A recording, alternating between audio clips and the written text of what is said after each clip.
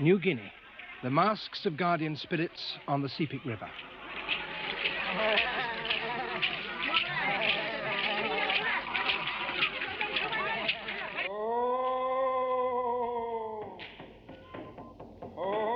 British Columbia, the cannibal birds of the Kwagilth Indians.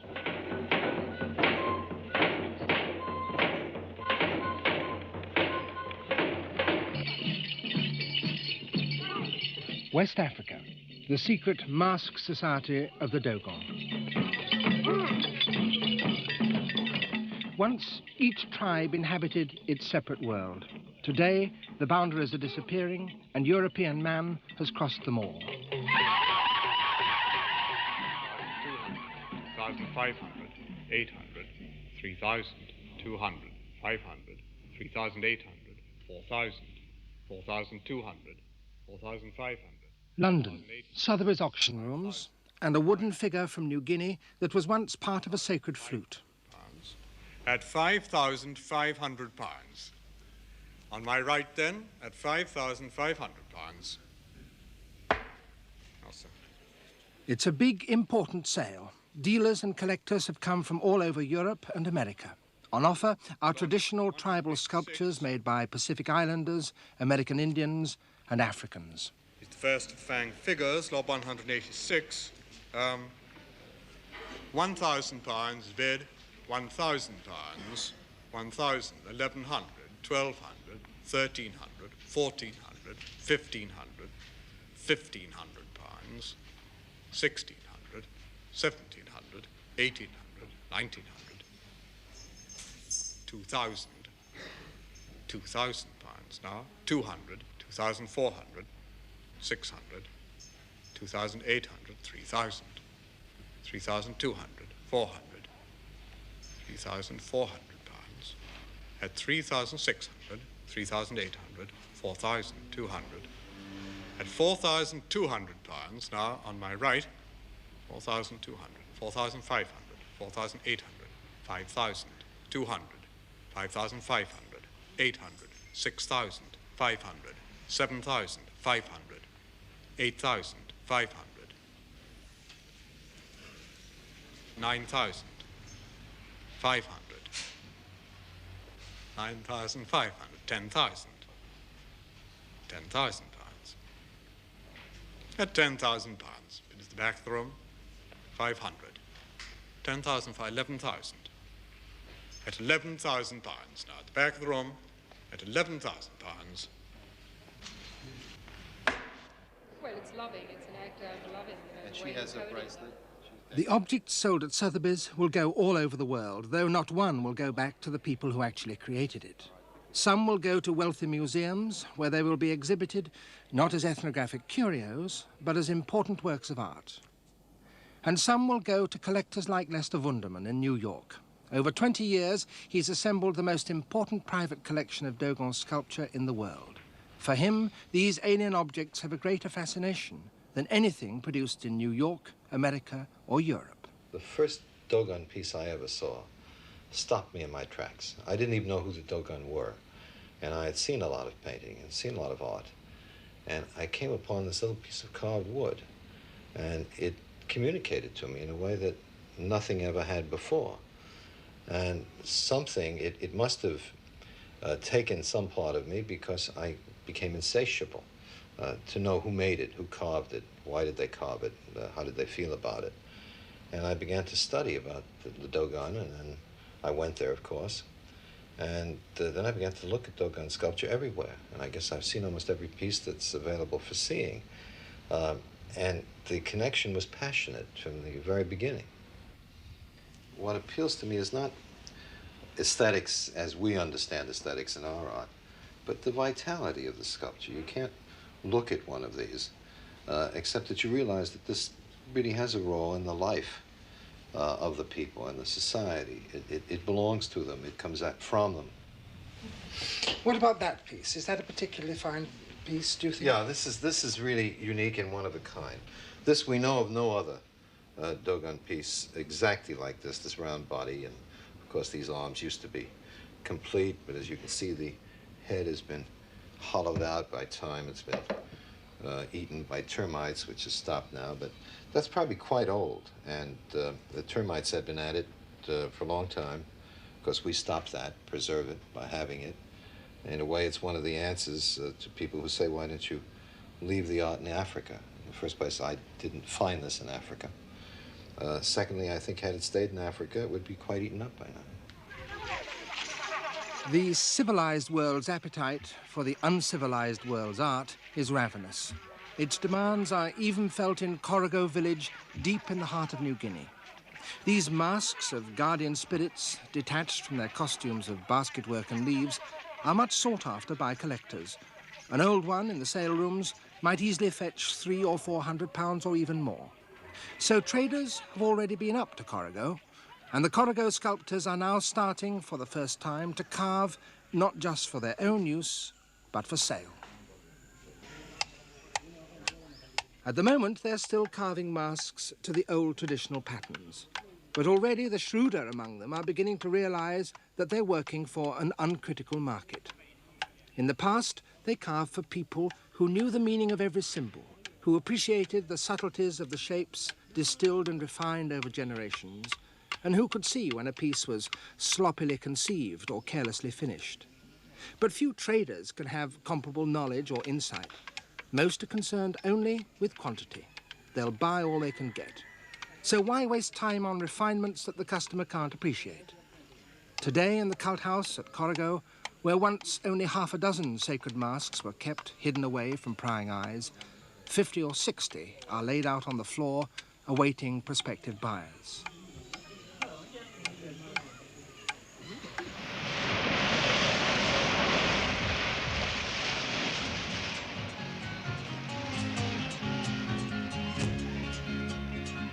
The other side of the Pacific, Hawaii.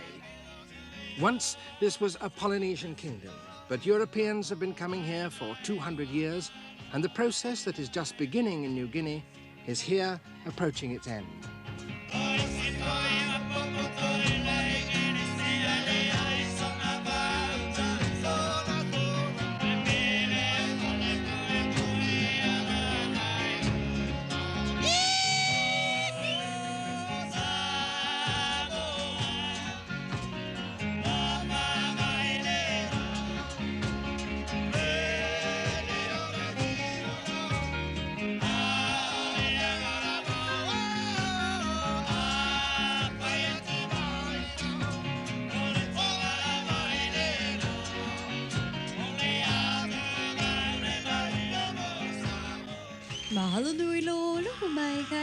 Welcome to Taverna's Polynesian Spectacular. All the songs and dances of Polynesia that you witness tonight on stage have been carefully chosen and largely researched so that everything that is presented is presented in the light that it was first seen. Hey, hey, ho! The announcer's claim is a bold one. Guitars and ukuleles didn't come to Polynesia until the 19th century.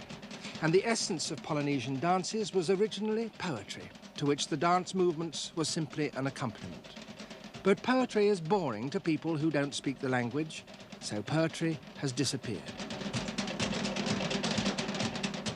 This particular dance comes from Tahiti.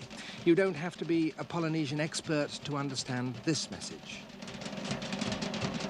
But it's all that is left of a rich range of dances that the island once possessed.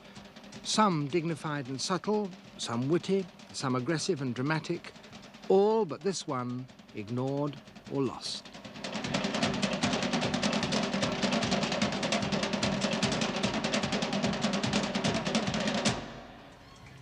Hawaii's capital, Honolulu, is a tourist town, one of the holiday centers of the world.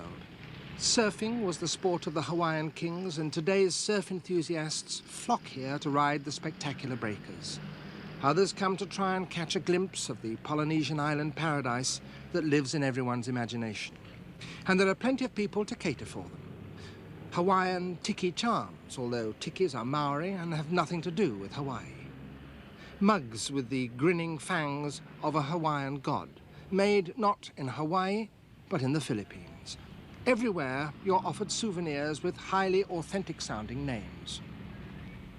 They come in all shapes and sizes, lamps, candles, key rings, and this is a bottle opener. And on its back is a label which says, the Hawaiian God of Happiness. He is a cuddly little imp. He loves to be touched. Rub his tummy and it makes him happy, and it makes you happy too. All pure invention by the tourist trade. There never was a God of happiness in ancient Hawaii. And this little plastic knick-knack is what has become of the once terrifying image of Ku Kailimoku, the great Hawaiian god of war, the eater of land.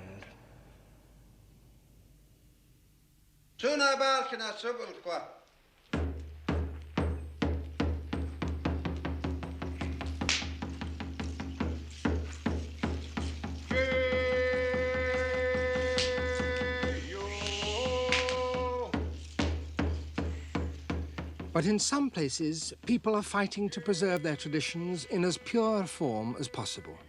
This dance is being held in Kasan, an Indian village in British Columbia dedicated to the propagation and, where necessary, the resurrection of the arts and skills of the Gitxsan Indians.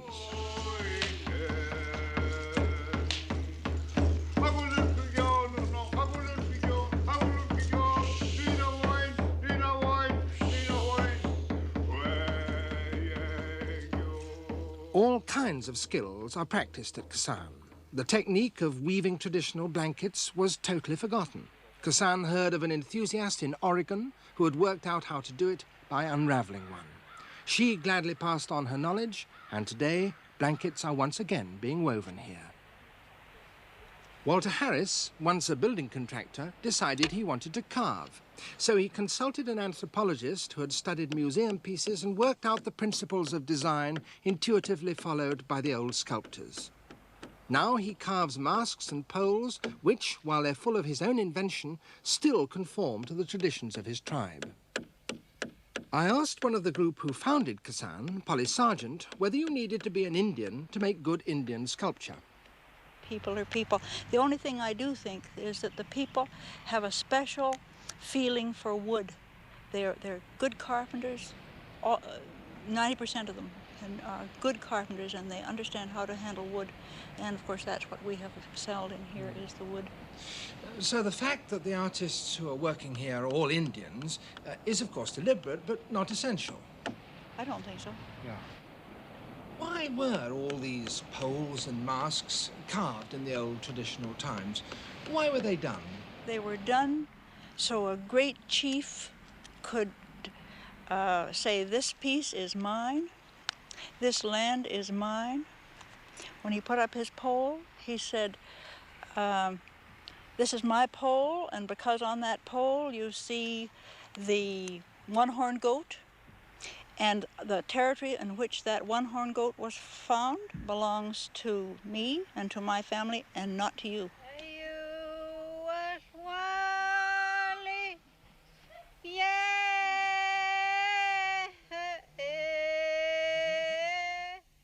Perhaps one of the reasons why Kasan has been so successful is that the things made here are bought not only by white visitors, but by the Indians themselves and used for their original purposes. Old people draw solace from hearing once more the chants of their youth. And the young see in the old dramas a way of recovering their pride in being Indians, a chance of stating their identity in the face of the ways of the whites that threaten to swamp them.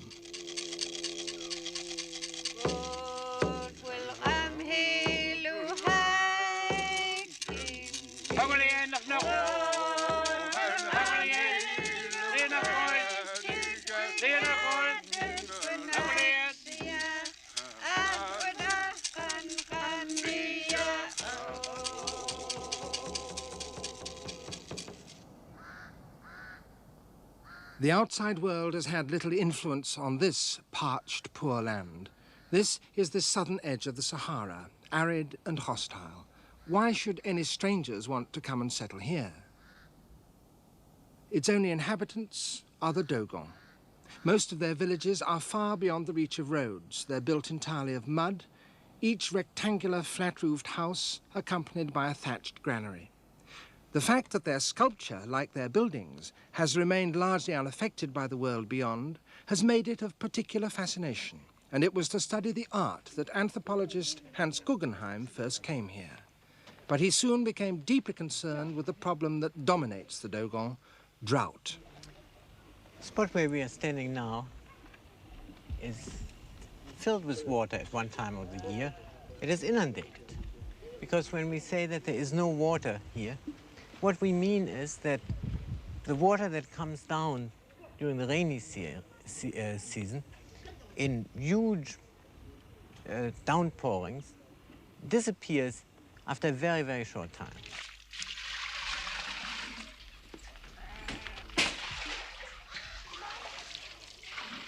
When I first heard about the terrifying problem of drought that had struck West Africa as well as the Dogon country, it occurred to me that we would have to look for a solution. And I thought, could one not develop a granary with modern technology that would make it possible for people to store rainwater? He worked out a way of lining the inside of these granaries with chicken wire, plastered with cement, which would turn them into giant cisterns. And he persuaded the chief of one village to try it. But before work could begin, the gods had to be consulted by means of an oracle.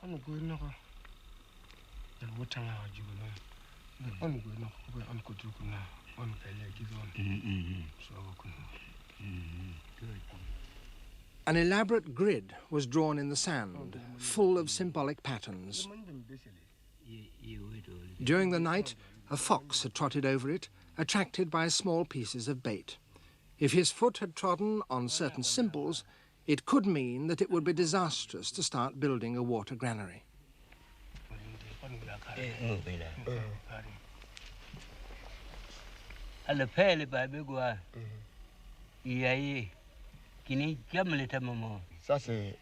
Ça c'est les greniers d'eau. Oui, ça c'est les greniers d'eau. Ça c'est les greniers d'eau.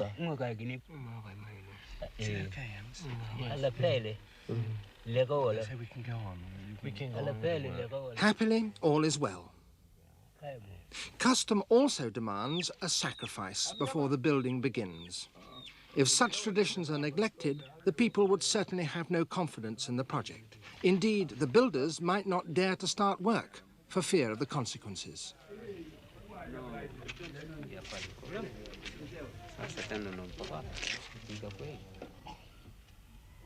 The priest goes into the shrine to pray, while blood, the essential libation, soaks into the shrine.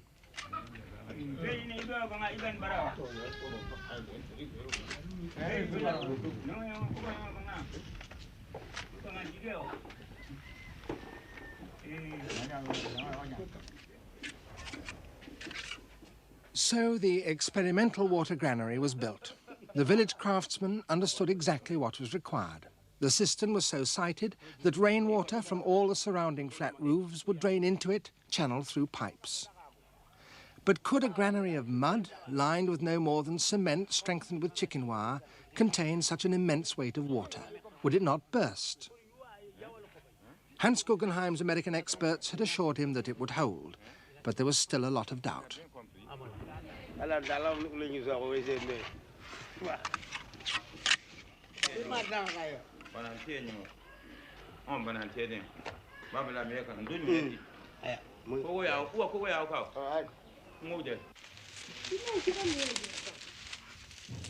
The building was topped with a cap of thatch, so that when it was finished, the cistern looked just like a normal granary. And that was particularly important to Hans Guggenheim. I call this an invisible technology because I wanted to make sure that these granaries would not interrupt the beautiful flow of architecture that we find in Dogon villages. All their life revolves around the granary, their daily activities, their work in the fields, their collecting of millet. If the granary isn't filled with grain, the people starve. And so naturally they try to beautify it and to emphasize the place where grain goes in and where grain goes out. And that is why we have these beautiful Dogon doors that have been carved over centuries. Many of them have been bought up by tourists and foreigners who've come, by collectors, and are now in the museums. Yeah.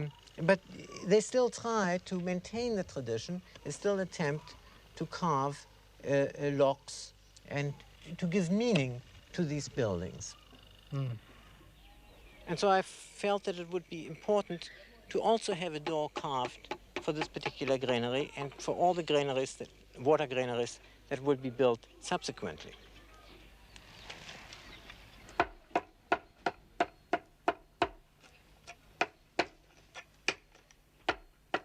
Blacksmiths have supernatural powers and a special relationship with the gods. None but they may carve masks or doors. The local smith, after considerable deliberation, agreed to do the job, and there was much discussion in the village as to what symbols he would decide to carve on a door of a granary that was to contain not millet like any other, but water.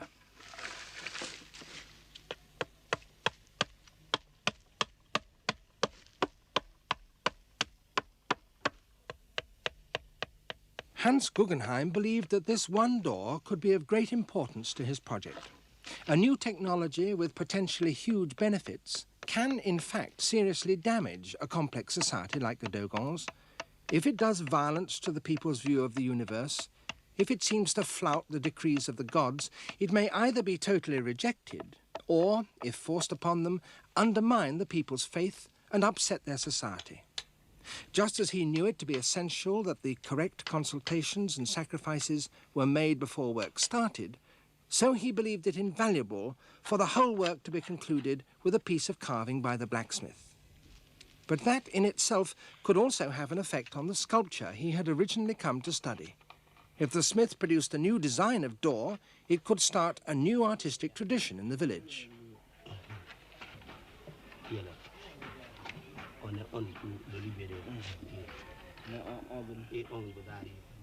And it was a new kind of door. Beneath the line of ancestor figures which traditionally stand guard on doors made in this particular village, he had introduced a new element, a frieze that told how this first ever water granary came to be built, how a goat and 2 chickens were taken to the shrine and there sacrificed, and how the fox had trotted over the sand oracle and foretold success.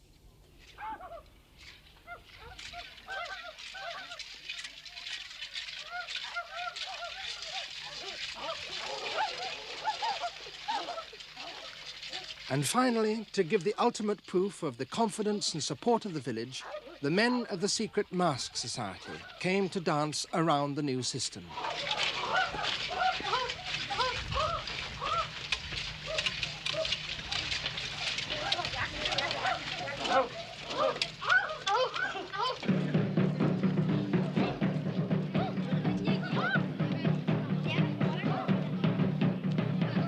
Three months later, the rains came again. The cistern filled to the brim and held. It could be the beginning of a change that could transform their lives, give new impetus to their art, and yet not weaken the traditional structure of their society.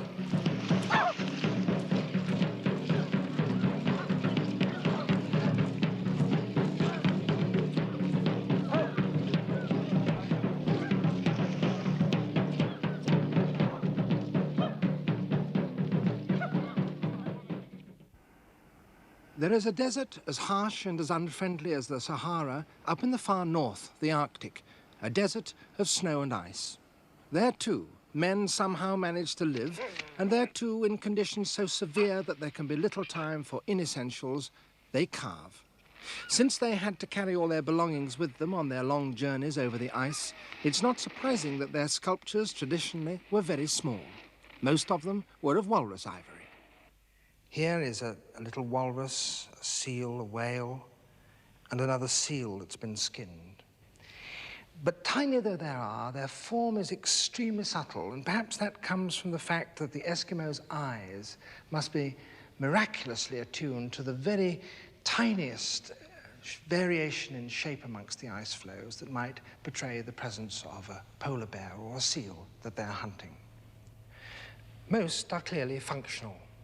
This is an adze, engraved and carved with a mysterious face.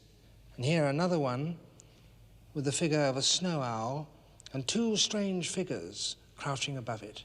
It seems almost certain that carvings of this kind had some sort of magical purpose. This is a spear straightener in the form of a crouching caribou, and on it engraved lines of caribous and hunters. But some are much more mysterious. These are swimming geese, perhaps, but then some have human faces. And here is a strange seal figure. Perhaps these were counters in some game, or maybe they were part of the apparatus of a magician. Whatever they are, they're part of a tradition which stretches back unbroken for 2,000 years. But then, in the 1950s, things changed. Suddenly, the Eskimos began to carve large, heavy pieces out of stone. And this was the man who brought about that change, Jim Houston. In 1948, a young Canadian artist who was on his first visit to the Arctic, traveling and painting among the Eskimos. I made a drawing of a person, and the man indicated to me that he wanted it in the Eskimo language, which I did not speak at that time. And so I very reluctantly tore out that page of drawing and gave it to him. And a little while later, he came and opened his hand, and he revealed to me a small caribou, a little stone carving of a caribou with inset ivory eyes, just about that long. But I was absolutely shocked. I mean, it seemed to me to have exactly the feeling of all the ancient things. It had the best qualities of primitivity in it. Later on, that man's name was Naomi Alec, and later on he showed me two others he offered me in exchange for some drawings. And so at that instant I felt, if this is real, if this can go on, unless he's some special kind of genius that I'm unlike other people, there is some sort of a great possibility here. Something could be revealed. And the thrilling part was that this is 1948. I'm not looking at a carving found out of the ground from 3,000 years ago. I'm looking at something made by a man this minute. That's the exciting thing. A few years later, Eskimos all over the Canadian Arctic were carving. Jim Houston had found for them a new source of income that they desperately needed as they progressively abandoned their old, harsh, wandering life and settled down in villages on the coast. There was nothing like enough walrus ivory to meet the new demand, and the sculptors were forced to use stone and then washed-up bones of whales. Planes flying between the lonely settlements collected the sculptures in ever-increasing quantities and brought them down to this vast warehouse near Ottawa. Here, dealers come to select pieces for the galleries that have sprung up in hundreds in the cities of North America and beyond, some of them selling nothing but Eskimo sculpture. The sheer quantity of the carvings is numbing, the variety of styles enormous. For Houston, the sight is a thrilling one, for it certainly represents a great deal of money that will be flowing back up north. Less certain, perhaps, is the artistic quality of the work. In all this welter of things, some good, some bad, certain things leap out at you, it seems to me. Here's a whale, a white whale, killalok, they call it. And it seems to me notable because it has the essence of what he seems to suggest. You see the sort of fatness and the weight of the whale. You see a driving movement, and even the stone, which is a soft green jadeite, has a sort of watery significance to it. You see the shine on his spine and so on. He carves it all around. He keeps after the details. He thinks of the thing in the round. It's a round object. He doesn't just think of it as a thing to set down, and so one view is not important. It's the whole total animal is important. I don't care for that very much. Personally, I would love to cut that off, but this seems to have such a virtue in it. It starts off, it seems to orient itself right here, and in this case, the man has decorated the stone in a rather old way by engraving it and cutting into it, but he gets a great sense of driving from the center. Well, now, the mere fact that you said you would cut that off, might not the chap up in Cape Dorset or whatever say to the man who's carving this, if I were you, I'd cut that off? And wouldn't that be the European telling the Eskimo what to carve? Yes, it would. But the man up north is almost in every case not a man, an art man at all. He probably wouldn't. The danger may be that he said, "Would you put that on?" Well, exactly. But I mean, the mere Right. fact that he says anything might mean that the Europeans are changing the way the Eskimos carve. Yes, I think that's true to some extent. That change, in some people's eyes, has been very much for the worse. An anthropologist who knows the Eskimo well, Edmund Carpenter, is very critical of the outsiders who have fostered Eskimo art. They encouraged the Eskimos to make scenes from the past. When the rifle was already in use, now they were showing harpoons in use. And often you'd find that the Eskimos would copy things from catalogs, from mail-order catalogs, and the Canadian government would have to destroy these objects because they didn't want people to feel that this wasn't a native craft, a native art form deeply rooted in belief. Well, of course, it wasn't. This is a carving that interests me tremendously. This is a shamanistic piece, a big vertebrae of a white whale. Here we see the devil's foot with very pointed claws, unlike a human foot. Everything is in balance and yet sort of out of balance. You see this hand, remarkable. Do you see these faces? The pair of them beautifully and magically in balance. And the keynote of the thing is magic. And that looks, is that a truly traditional... Absolutely. Mermaid? The one who waves her arms. When the kayakman sees her, he beckons to her and says, "Kylie, Kylie, Kylie," and she answers to him. She's very old in Eskimo mythology and very important, the sea goddess. The most important figure in Eskimo mythology, everywhere in the north, without exception, is Sedna, or Nuliayuk.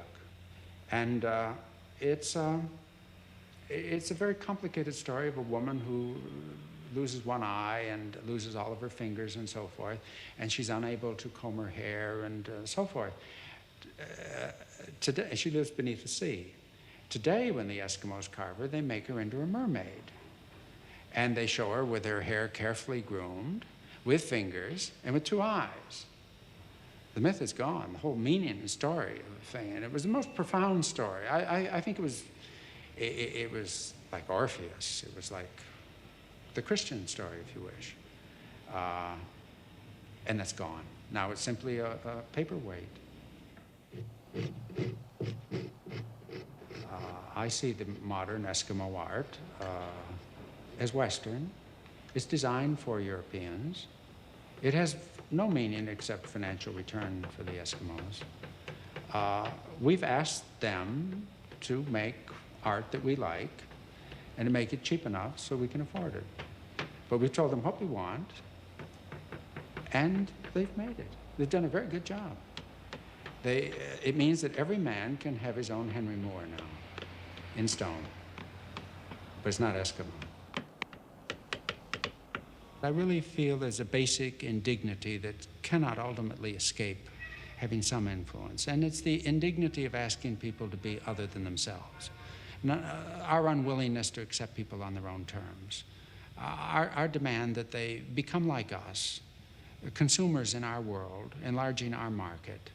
And then we say they're welcome, but they're not welcome as people who are unique and different. There's no coexistence.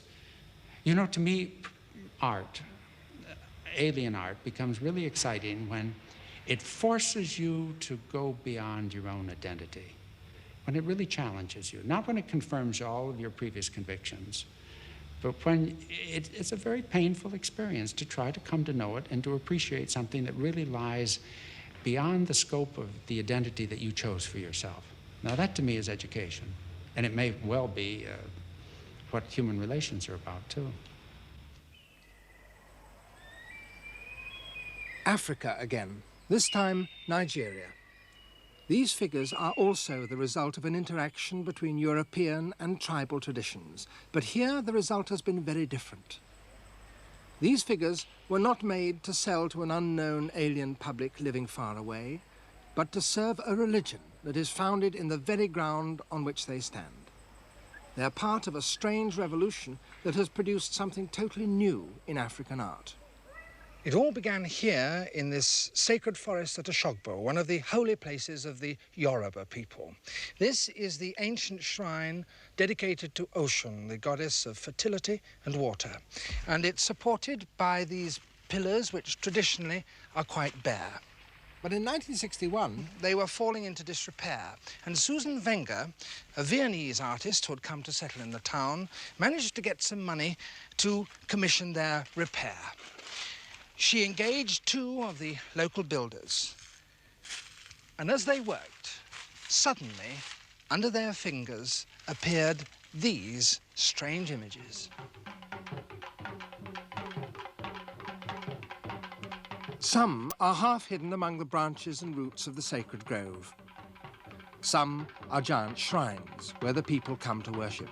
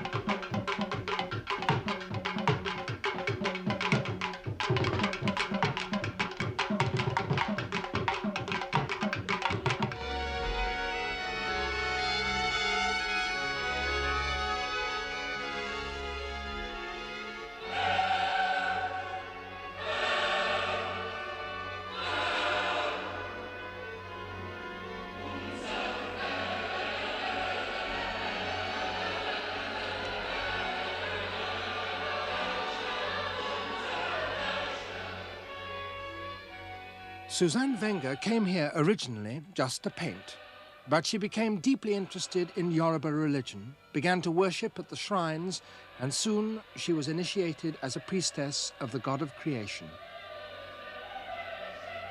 In her studio, she works mostly in batik, a method of painting on cloth with molten wax and colored dyes that originally was developed in the Far East and which she had learned in Vienna.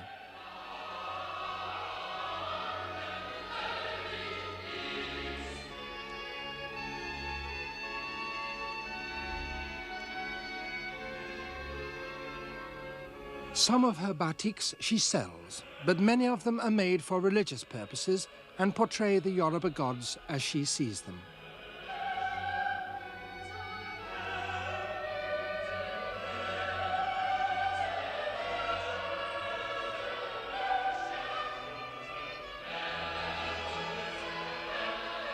Working with her are other Yoruba artists. Some of them have taken up the art of batik painting. Nearly all of them carve, and it is their statues that crowd every room in the house.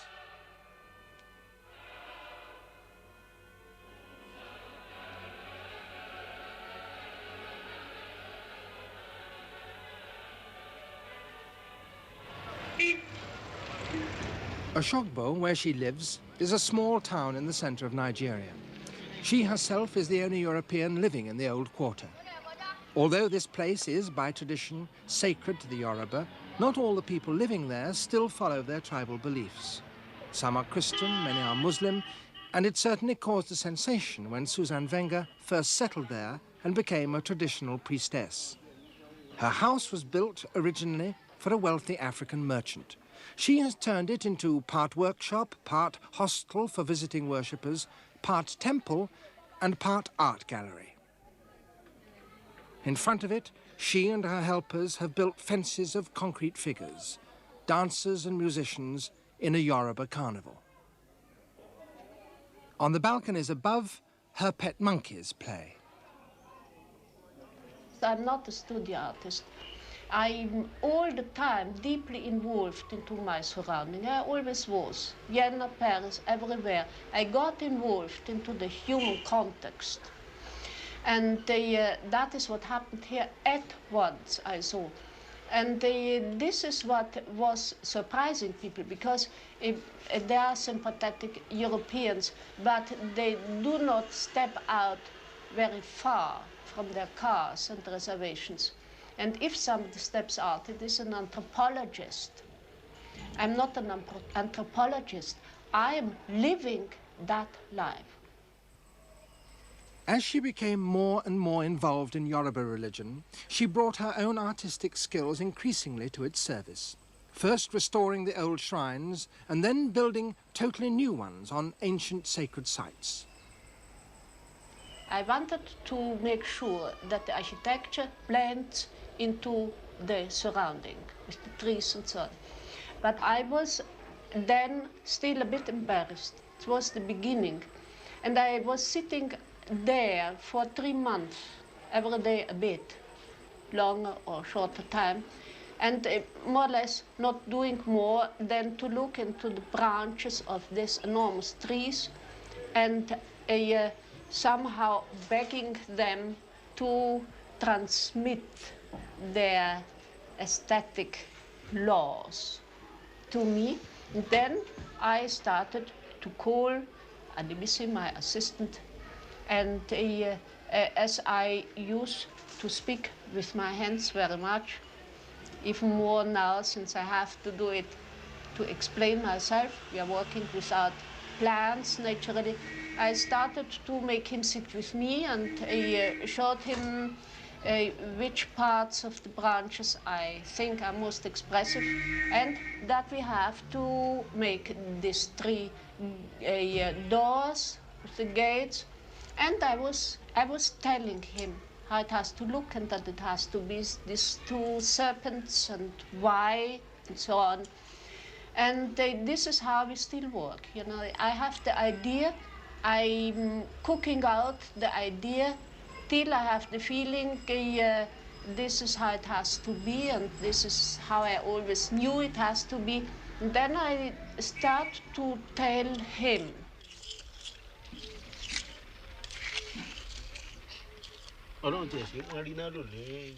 Work is unceasing. Historic sites are being marked with ever more complex sculptures. This one represents the chameleon which appeared at the dawn of creation and gingerly stepped down onto the newly made earth to see if it was cool enough for the gods to walk upon.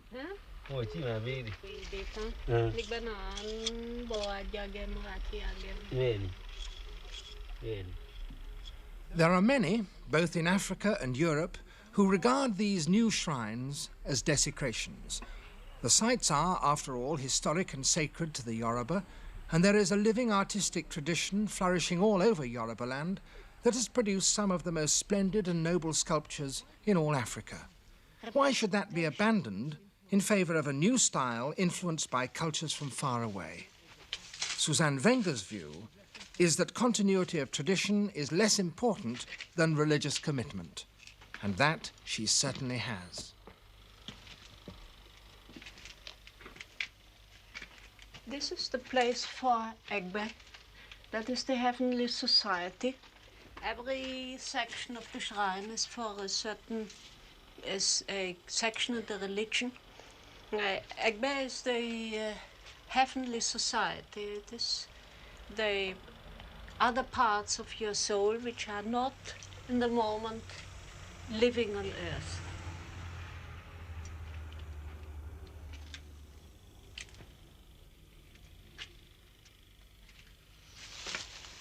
Florid forms, that's flower, that are flowers, but also seeds.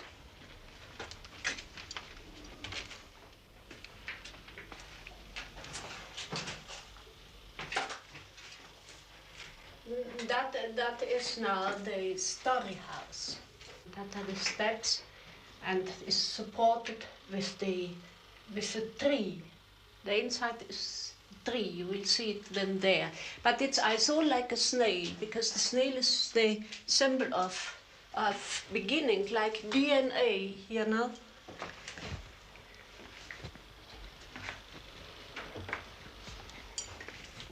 We are entering now the womb of creation. So it is also the basis of the tree of derivation, which you see now here. That is the tree of life, the middle, who supports this building. And it is a living room, but it is a living room for the gods. The only people who impersonate the gods can live here unharmed and happily. So that is a bed and a cupboard and that windows to look out, to everything under the shadow. And who does come and stay here? Do you stay here ever? Oh yes, I do. For how long? It is just as I like, you know. There's no any obligations.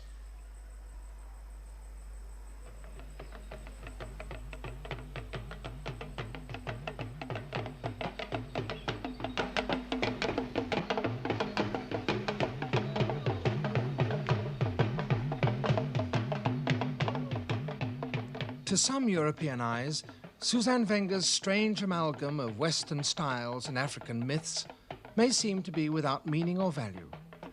But she seeks no golden opinions from the art critics of the West. For her, the crucial test is whether what she creates is effective and meaningful in the African community that has now absorbed her. The fact that her shrines have become places where Yoruba people worship in increasing numbers is the measure of success that she values most highly.